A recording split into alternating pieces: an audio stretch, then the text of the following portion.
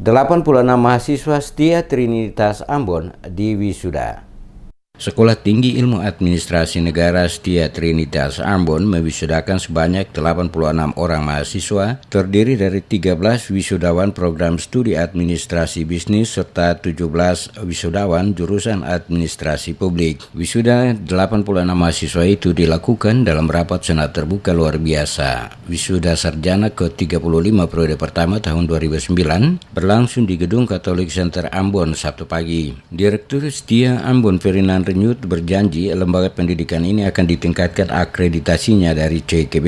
Oleh karena itulah, di samping upaya pelipat gandaan dan penajaman arah dalam pengembangan potensi diri, akreditasi merupakan penentuan standar mutu dan penilaian suatu lembaga pendidikan oleh pihak di luar lembaga yang independen. Ferdinand mengatakan akreditasi adalah upaya pemerintah untuk menstandarisasi dan menjamin mutu alumni perguruan tinggi sehingga kualitas lulusan antara perguruan tinggi tidak terlalu bervariasi dan sesuai kebutuhan kerja. Tahun depan kita akan mencoba untuk reakreditasi ulang untuk peningkatan B.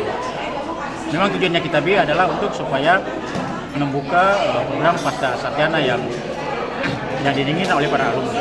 Banyak hal yang tadi saya bilang, maka tata kelola, penelitian, kelembagaan, kurikulum, semua harus kita manajemennya, semua kita harus perbarui. Jadi dari nilai-nilai yang kita dapat dari C ini, kita akan berupaya untuk mana yang rendah kita akan tingkatkan untuk jadi mendapat poin untuk kita mendapatkan akreditasi B.